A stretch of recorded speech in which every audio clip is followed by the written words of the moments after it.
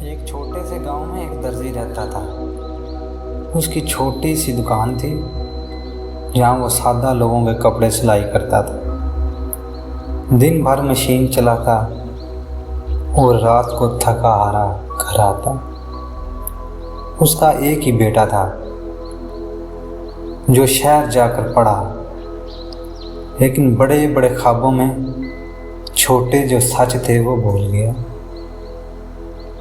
بیٹا اکثر کہتا، بابا آپ نے ساری زندگی لوگوں کے کپڑے سلائی کیے اور ساری زندگی آپ نے ایسے گزار دیے، آپ نے کچھ بڑا کیوں نہیں کیا؟ باپ مسکراتا اور مسکرا کر کہتا، بیٹا رزق حلال کمانا ہی سب سے بڑا کام ہے، وقت آئے گا تمہیں سمجھ آ جائے گی۔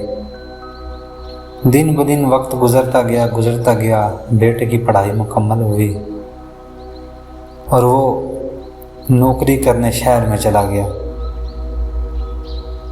پھر بڑے بڑے خوابوں کے پیچھے جلدی پیسے کمانے کے چکر میں غلط رستوں پر چل پڑا، اور غلط رستوں پر ایسا چلا کہ ایک دن فراڈ کے الزام میں پولیس نے پکڑ لیا۔ کیس بنا، عدالت میں گیا، ہاتھوں میں ہتھکڑیاں لگی ہوئی، باپ میں کے ہاتھوں میں سوئیاں ہوتی تھی اور بیٹے کے ہاتھوں میں ہتھکڑیاں لگی ہوئی۔ عدالت گیا تو جج نے پوچھا، کیا تمہارے والدین جانتے ہیں کہ تم نے کیا کیا ہے؟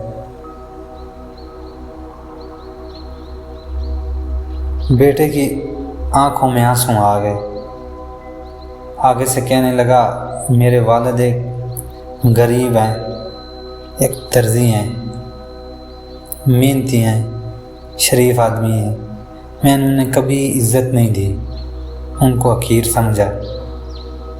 جج نے کہا، کاش تم نے اپنے باپ جیسا بننے کی کوشش کی ہوتی تو آج تم یہاں نہیں ہوتے۔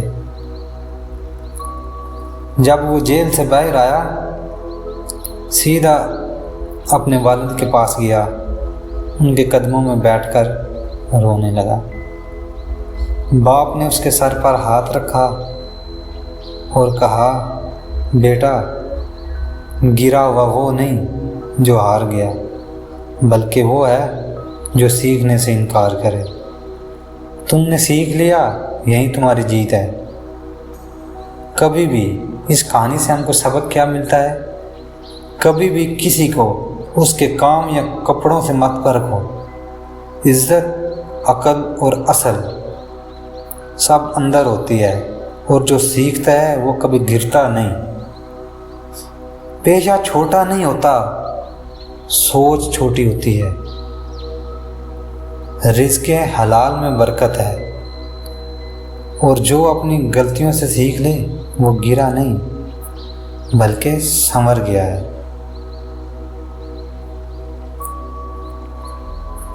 جزاک اللہ، اللہ تعالیٰ آپ کو